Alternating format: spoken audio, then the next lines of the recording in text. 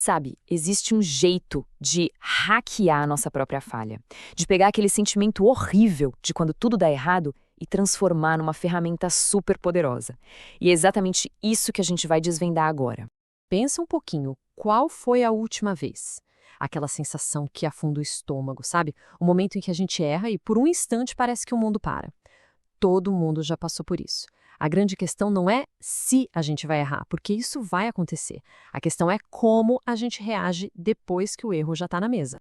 E é aí que o problema começa de verdade. Começa aquela conversa interna, aquela vozinha cruel, e ela não diz eu cometi um erro. Não, ela diz algo muito mais pesado, algo como eu sou uma fraude, eu sou um fracasso. Uma voz que não ataca o ato, ataca direto a nossa identidade. E essa voz aparece em situações que, poxa, são muito comuns, né? Tirar uma nota baixa vira uma prova de que a gente não é inteligente. Um deslize no trabalho se torna um atestado de incompetência. Um projeto que não vinga vira motivo para querer largar tudo. É como entrar numa espiral que suga toda a nossa energia e a vontade de tentar de novo. A psicologia tem até um nome para explicar de onde vem essa dor toda. É a teoria da discrepância do self. Parece complicado, mas a ideia é simples. O sofrimento não vem do erro em si. Ele vem do buraco, do espaço que existe entre quem a gente é agora, na real, e aquela imagem perfeita de quem a gente acha que deveria ser. O erro só vem e joga um holofote nessa distância, e é isso que dói tanto.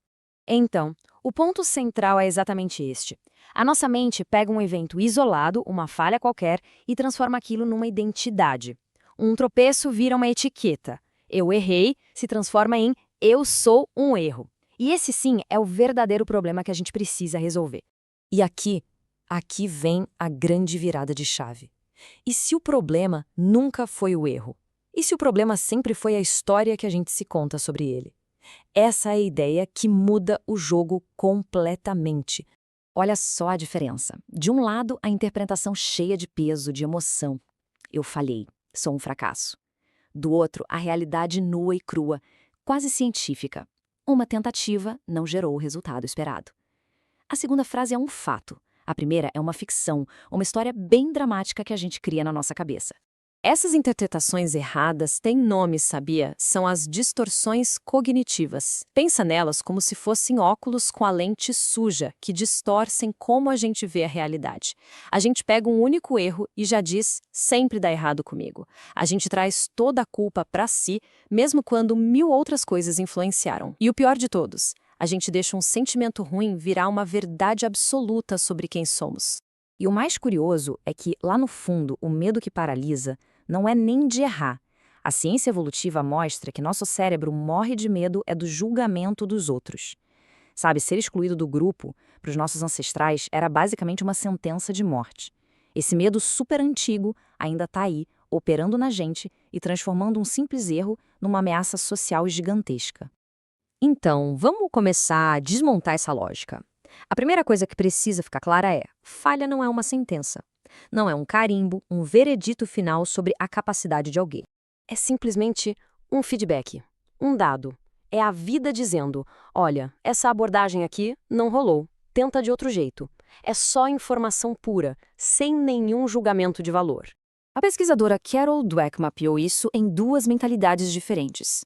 De um lado, a mentalidade fixa, que encara o erro como prova de incapacidade e sente que precisa esconder ele a todo custo. Do outro, a mentalidade de crescimento, que vê o erro como um mapa, uma baita oportunidade para ajustar e aprender. É a mesmíssima situação, vista de duas formas completamente opostas. O investidor Ray Dalio tem uma fórmula que eu acho genial para isso.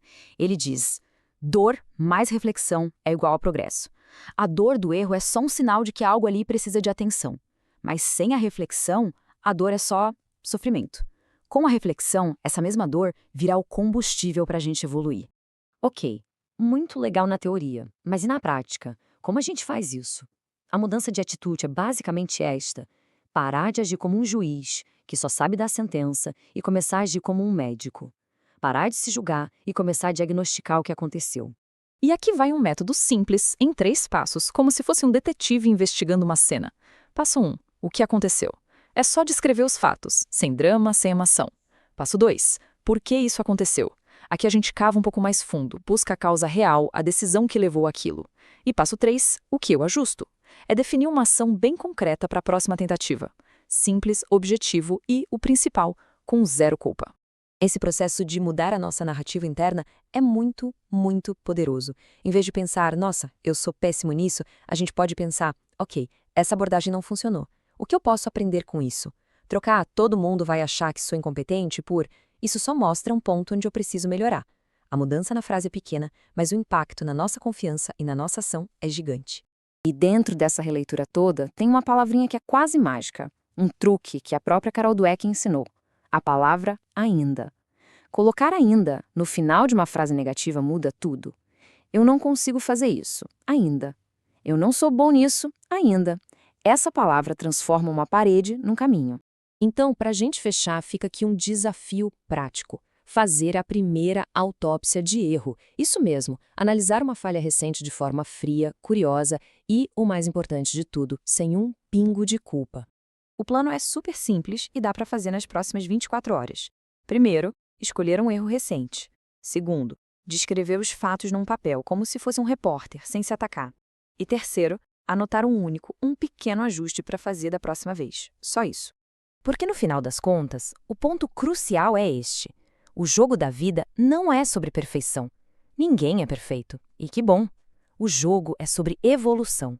É sobre ser um pouquinho melhor hoje do que ontem, usando cada tropeço como um degrau para subir. No fim, a escolha é sempre nossa. Diante de um erro, a pergunta que fica é: qual papel a gente vai escolher? O papel do juiz, que só sabe culpar e dar a sentença? Ou o papel do técnico, que analisa a jogada, corrige a rota e prepara o time para vencer a próxima partida?